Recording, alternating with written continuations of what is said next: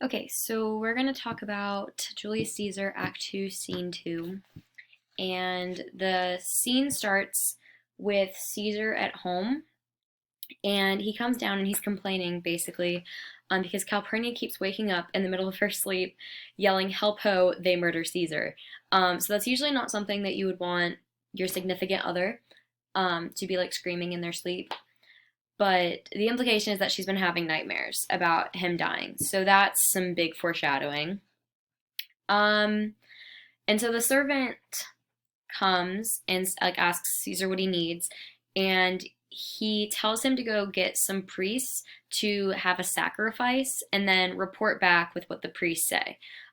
So we can tell that Cassius was right and that Caesar is getting a lot more superstitious lately, so much so that before he leaves the house, he needs priests to have a sacrifice so that he feels comfortable leaving.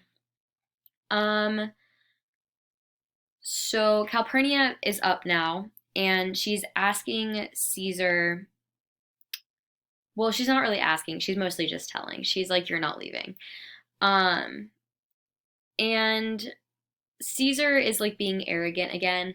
He's refusing to leave because he doesn't want to look like he's scared. But again, obviously, he is really scared because he won't even leave the house without a sacrifice being made and like advice from religious people.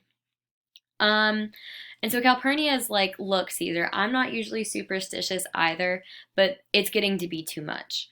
Um, she says that a lioness whelped in the streets, which I think means that the lioness gave birth. So like some female lion is just giving birth in the streets of Rome, so that's weird. Um, she says that graves have yawned and yielded up their dead. So like full blown zombie apocalypse stuff is happening. And then there's also like a war going on in the sky. So she says like fierce fiery warriors are fighting in the clouds, and like they're fighting so much that there's like blood, like it's raining blood in the capital, and you can hear them yelling and screaming and dying. And there's also ghosts running around yelling in the streets. So pretty much like things are getting really weird in Rome. And Calpurnia is like, "Yeah, this is like way too weird. You shouldn't leave." Um, and this is where Caesar, like we've kind of talked about Cassius being a big proponent of choice, controlling your life. This is where it becomes very clear that it's a counterpoint to the way that Caesar feels, because Caesar says, "What can be avoided, whose end is purposed by the mighty gods." So basically, there's a plan for all of us, and once that plan is set forth, nothing we do is going to make it different. So if the gods have decided I'm going to die, I'm going to die. There's nothing I can do to change it. And so that's where it becomes very, very clear that Caesar is a big proponent of fate controlling your life, whereas Cassius is more about your choices controlling your life. Um, and then Caesar says a really iconic line from the play, which is, "Cowards die many times before their deaths. The valiant never taste of death but once." So that's just a really, really famous line from the play. Shakespeare loves to have like dumb characters say really wise things, and that's a good example of one. And so at this point, the servant has come back from the priest's sacrifice, and Caesar asks him how it went. And the servant says, "They're telling you not to leave today. When they performed the sacrifice, the animal did not have a heart." So that's really weird. And that's not a good sign. But Caesar kind of reinterprets this as saying, like, "Oh no, it's a criticism of me, saying, like, I'm being a coward if I don't go. So obviously I should go." And Calpurnia's like, "Whoa, whoa, whoa. You're being way too arrogant, and it's going to make you make a mistake." So she's like, "Look, for me, say that it's my choice. Like, just tell the other guys that I don't want you to leave. And so, like, they won't call you a coward. They'll say that it's about me, not you." And so Caesar gives in, and he says that Mark Antony will go and tell the Senate that he's not coming today. But then Decius shows up. And so recall from the last scene, Decius's plan is to convince Caesar to go to the Senate, despite Caesar's rising superstitions. So Caesar tells Decius that he's not going, and he still can't let go of this whole like arrogant thing. So he says Tell the Senate that I will not come today. Cannot is false, and that I dare not falser. I will not come today. So basically, it's not that I'm not capable of going. It's not that I'm too afraid to go. It's that my will is that I will not go. So he just like can't let it go. But Calpurnia tries to say that he's sick, and Caesar's like, no, I'm not gonna lie. Just tell him I'm not going. And so Decius convinces Caesar to tell him why he's not planning on going anymore.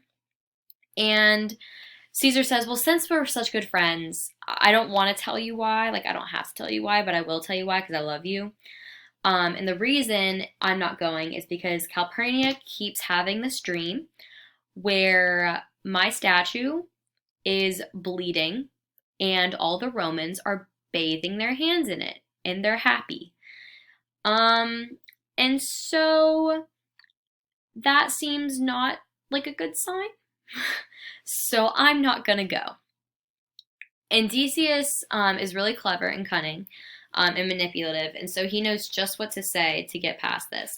So he tells Caesar, whoa, whoa, whoa, you're misinterpreting things. That's a good dream. That's not a nightmare. That's a positive thing. That is saying that you are going to give so much to the Romans and they are going to love you and you are going to be their provider and they're all going to be desperate to get anything they can that was yours because they love you so much. They just want like a souvenir because that's how much they love you. And Caesar's like, but that sounds good. And Decius is like, yeah, it does sound good, but you know what? If you don't show up at Senate today, I mean, they were planning to give you the crown, but if you don't show up, they probably won't. Like, they'll probably think Caesar's such a coward and he bends to the will of his weak-minded wife. So, yeah, they're not going to give the crown to a guy like that. And Caesar is like, Calpurnia, don't you feel bad about yourself right now because you're so foolish. You almost had me not going to Senate and getting crowned. And at this point, you should be rolling your eyes at Caesar because he's just an idiot. And Calpurnia is 100% right. And Decius is totally playing Caesar like a violin. Like, it's embarrassing for him. But yeah, he's over here like, don't you feel dumb, Calpurnia? No, don't you feel dumb, Caesar? They're planning to kill you.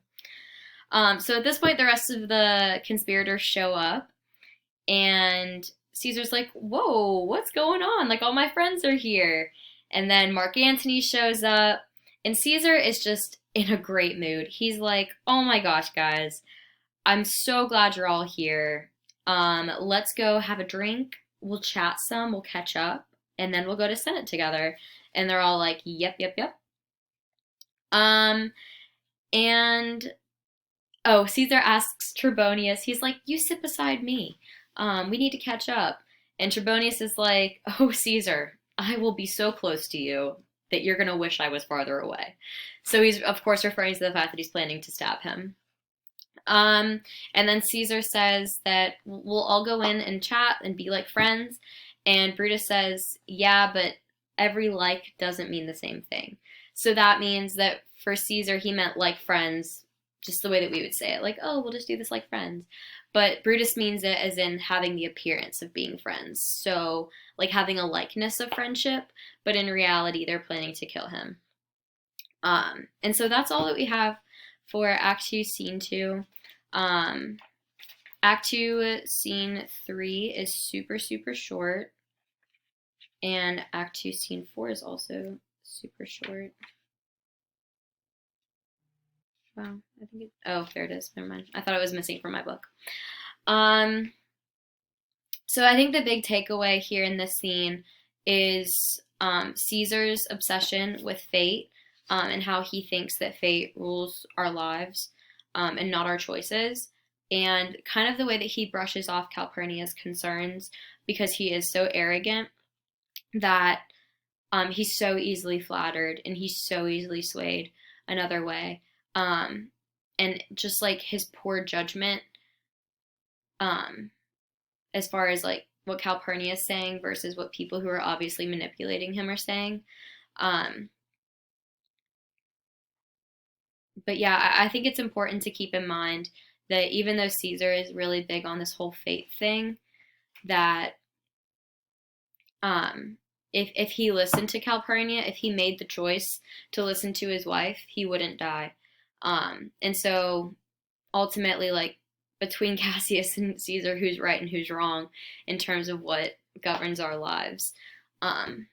So that's all I have for you. The next one we'll talk about scenes 3 and 4 because they are scene 3 is so short. And scene 4 is also pretty short as well. So that's what y'all will do tomorrow. But I'll see you then.